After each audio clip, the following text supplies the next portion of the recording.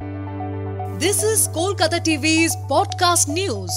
আপনারা শুনছেন পডকা। ফেব্রুয়ারিতে কি দেখা মিলবে শীতের, কি বলছে আবহাওয়া দপ্তর? আমি পবিত্র শোনাবো বিস্তারিত। ফেব্রুয়ারির শুরু থেকেই আবহাওয়ার খামখেয়ালিপনা বজায় রয়েছে। চিরকাল সরস্বতী পুজোয় দেখা মেলে শীতের, কিন্তু এবার সেটি উধাও। এক প্রকার উষ্ণই কেটেছে সরস্বতী পুজো, যদিও সকাল হতে না হতেই দেখা মিলেছে ঘন কুয়াশার। তবে তার জেরে শীতের দেখা নেই। আলিপুর আবহাওয়া দপ্তরের পক্ষ থেকে জানিয়ে দেওয়া হয়েছে, বঙ্গে ফেব্রুয়ারির মাঝামাঝি পুরোপুরিভাবে বিদায় নেবে শীত। তার আগে শীতের লুকোচুরি খেলা বজায় থাকবে। কোনোদিন বাড়বে তাপমাত্রা, আবার কোনোদিন নিম্নমুখী হবে।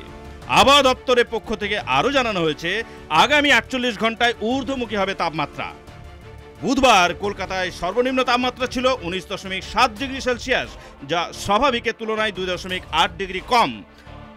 আজ থেকে 11 ফেব্রুয়ারি পর্যন্ত পশ্চিমবঙ্গ সহ উত্তরবঙ্গের জেলাগুলিতে বজায় থাকবে শুষ্ক আবহাওয়া। তবে সপ্তাহান্তে 3 থেকে 4 ডিগ্রি তাপমাত্রা কমতে পারে বলে মনে করা হচ্ছে। শুনুন পডকা, রাত দিন 7 দিন।